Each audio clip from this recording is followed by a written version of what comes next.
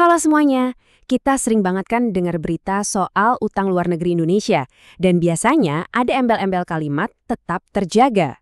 Tapi apa sih artinya terjaga itu? Nah, kali ini kita bakal bongkar sama-sama angka fantastis di baliknya. Sebuah pertanyaan senilai 438 miliar dolar. Oke, kita mulai dari angka utamanya ya. Per Februari 2024, total utang luar negeri kita tuh nyampe segini nih.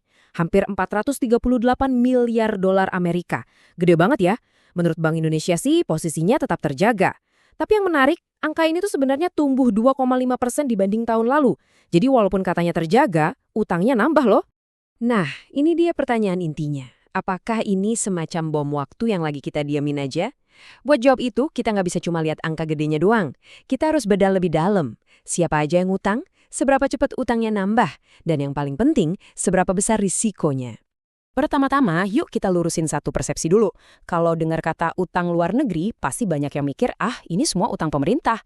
Ternyata faktanya nggak sesimpel itu. Ada 3 pemain utama di sini. Lihat deh diagram ini. Jelas banget kan pembagiannya? Pemerintah emang porsinya paling gede, hampir setengahnya, 49,3%. Tapi lihat deh sektor swasta itu porsinya hampir sama gedenya loh, 44,2%. Sisanya yang kecil itu sekitar 6,5% punya Bank Indonesia. Jadi kalau utang pemerintah dan BI digabung, totalnya sekitar 56%. Nah, ini dia plot twistnya yang penting banget dan sering kelewat. Di dalam data ini, utang perusahaan BUMN kita, kayak Pertamina atau PLN, itu ternyata masuknya ke kategori utang sektor swasta, bukan utang pemerintah. Detail kecil ini krusial banget buat ngerti gambaran besarnya. Oke, ceritanya makin seru nih. Sekarang kita nggak cuma lihat siapa yang ngutang, tapi juga seberapa ngebut utang mereka nambah. Dan disinilah kita nemuin 2 tren yang beda banget. Coba lihat perbandingan ini. Di satu sisi, utang pemerintah naiknya lumayan kencang, 5,47% dalam setahun. Utang Bank Indonesia juga naik 2,33%. Katanya sih ini lebih cepat dari biasanya. Anehnya, di sisi lain, utang sektor swasta malah turun 0,69%. Ini anomali yang penting banget buat kita perhatiin. Fenomena ini juga disorot sama Awalil Rizky dalam analisisnya. Beliau bilang, utang luar negeri pemerintah dan BI meningkat lebih cepat dari biasanya. Nah, sementara swasta turun. Kutipan ini pas banget buat ngerangkum pergeseran yang lagi terjadi.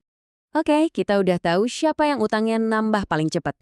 Pertanyaan selanjutnya, seberapa bahaya sih situasi ini? Nah, untuk ngejawabnya, kita perlu periksa beberapa indikator kesehatan ekonomi.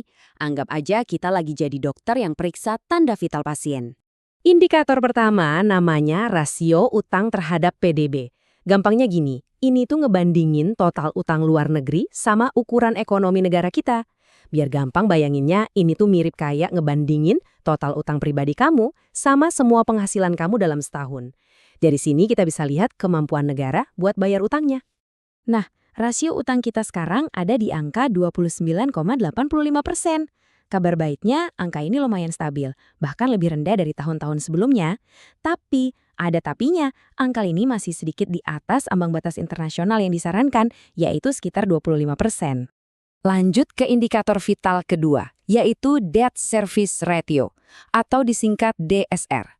Indikator ini ngukur berapa persen dari duit hasil ekspor kita yang kepakai buat bayar cicilan pokok dan bunga utang luar negeri. Makin tinggi angkanya, ya makin berat juga bebannya. Dan disinilah lampu kuningnya mulai nyala. DSR Indonesia itu ada di angka 25%. Kalau kalian lihat di grafik ini, angka itu hampir 2 kali lipat dari rata-rata negara-negara sejenis kita yang cuma 13%. Artinya beban kita buat nyicil utang itu jauh lebih berat dibanding negara-negara lain. Tadi kita udah bahas siapa yang ngutang. Sekarang, mari kita intip ke siapa kita berutang. Jawaban dari pertanyaan ini mungkin di luar dugaan kalian. Coba saya kasih tebakan. Kira-kira negara mana yang jadi pemberi utang terbesar buat Indonesia? Apakah Tiongkok, Amerika Serikat, Jepang, atau Singapura? Coba pikirin sebentar. Dan jawabannya adalah Singapura. Kaget kan? Dengan utang hampir 54 miliar dolar, Singapura jadi kreditur nomor 1 kita. Jauh di atas Amerika, Tiongkok, dan Jepang. Kenapa bisa? Soalnya Singapura itu pusat keuangan raksasa. Banyak banget lembaga keuangan dunia yang markasnya di sana. Tapi, ada satu resiko besar yang ngumpet di sini. Sebagian besar utang kita, tepatnya 76% dari utang falas kita, itu dalam bentuk dolar Amerika. Artinya, meskipun kita pinjamnya dari negara kayak Singapura atau Jepang, transaksinya seringkali pakai dolar. Ini yang bikin ekonomi kita jadi rentan banget kalau nilai tukar dolar tiba-tiba bergejolak. Oke, setelah kita bedah semua data tadi, kita balik lagi ke pertanyaan awal. Jadi, kita ini perlu khawatir nggak sih sama kondisi utang luar negeri kita? Jawabannya tuh nggak bisa hitam atau putih. Di satu sisi, kayaknya sih nggak akan ada krisis dalam waktu dekat. Beberapa indikatornya masih cukup stabil. Tapi di sisi lain, kita juga nggak bisa santai-santai aja.